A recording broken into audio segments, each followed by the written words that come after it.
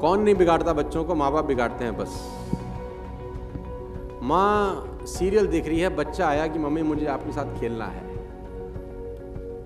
माँ उसको वो प्रॉब्लम मुझसे शेयर करता है या ईमेल करता है या ऑनलाइन बताता है, और अपनी प्रॉब्लम बताने के बाद बच्चा रिक्वेस्ट करता है कि अंकल या सर आपने मेरे वालिदैन को नहीं बताना। वो वादा लेता है, रिक्वेस्ट करता है कि ये प्रॉब्लम जो मेरे साथ है या ये जो मैं कुछ कर रहा हूँ या ये जो मेरा मसला है, ये आपने मेरे माँ और मेरी बाप को, बाज़ औक़ात वो माँ बाप भी बाहर ही बैठे होते हैं, इंतज़ार कर रहे होते हैं, और मुझे बच्चे के साथ 1 to 1 बात करनी होती है, तो वो रिक्वेस्ट करता है बच्चा कि आपने मेरे माँ बाप को नहीं बताना। इसमें 90s में जिनका को बचपन जवानी गुजरी है, उस दौर में, उससे पहले भी हमारे बड़ों के ज़माने में स्कूल्स में काउंसलर्स नहीं थे, या काउंसलर्स कोच या फिर कह लीजिए काउंसलिंग। ऐसा ज़माना था कि हम अपने माँ बाप से बिला झिझक बिला तकल्लुफ़ आके शेयरिंग करते थे। माँ बाप भी अवेलेबल होते थे, एक सिर्फ टीवी चैनल था पीटीवी, और तो चैनल्स भी नहीं होते थे, ऑप्शंस ही कोई नहीं थी, और मोबाइल फ़ोन का ज़माना नहीं था। अखबार, कुछ रिसाले, बच्चों के रिसालों में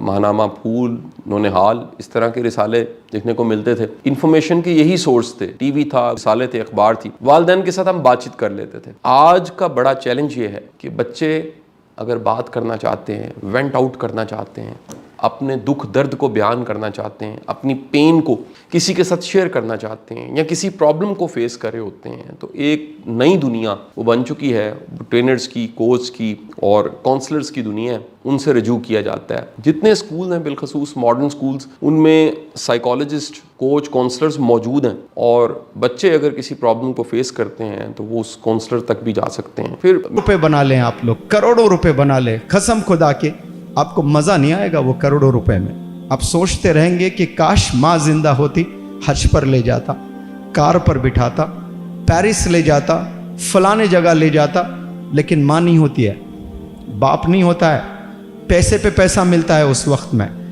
अब आपकी माँ जिंदा है, अब आपके बाप जिंदा है, अब रिस्पेक्ट करें। माँ सो रही है रात में, कभी 3 बजे उठकर माँ का चेहरा देख, तहज्जुद जो पढ़ते हैं ना, उतना ही सवाब देगा अल्लाह सुब्हानहू तआला।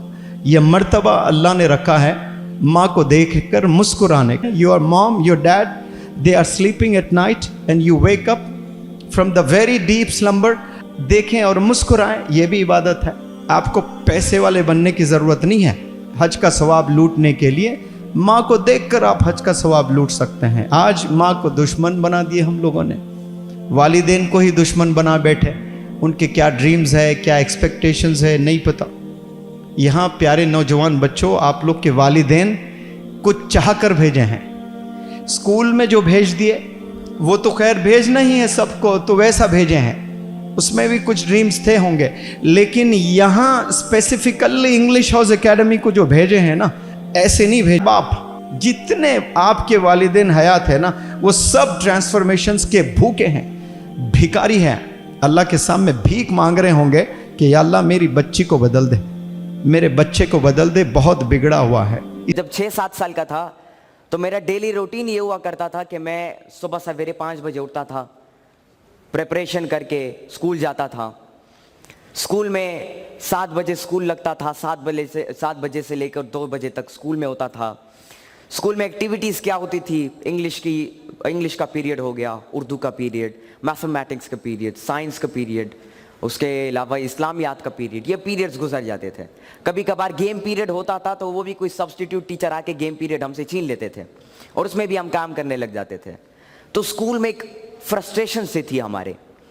स्कूल में एक एनवायरनमेंट ऐसा था कि हम क्लास में बैठे होते थे तो हम काम कर रहे थे, तो हमारे जो दोस्त थे वो पीछे से चिल्लाते थे, चीखे लगाते थे, टीचर को तंग करते थे, अजीब से अल्फाज मुंह से निकालते थे।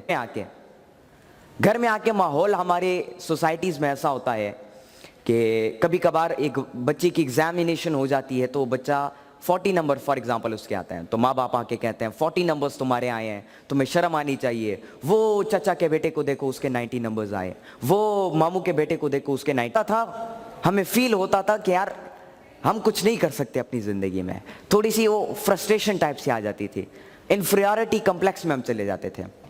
आजकल यही होता है, बच्चे एग्जाम्स में कम नंबर लाते हैं, माँ बाप दूसरों के बच्चों को सुपीरियरिटी में ले जाके अपने बच्चों को इन्फीरियरिटी में छोड़ देते हैं। कभी कभार अब्बू का बिजनेस में कोई लॉस हो जाता है, बिजनेस में नुकसान हो जाता है, गुस्सा आ जाता है, तो वो घर पे आते हैं, खाने की टेबल पे, खाने के मेज़ पे बच्चे भी बैठे हुए हैं, सब लोग घर के बैठे हुए हैं अफराद। अब वो गुस्सा हो जाते हैं, कॉल पे फ़ोन पे गुस्सा हो जाते हैं, एक दूसरे को फ़ोन पे जो है गाली देते हैं या कुछ ऐसे अल्फाज निकालते हैं, तो वो छोटा बच्चा वहाँ पे बैठा होता है और वो सुन रहा होता है, नोट कर रहा होता है, और वो बच्चा फिर वही एक्शंस को कॉपी करने की कोशिश करता है।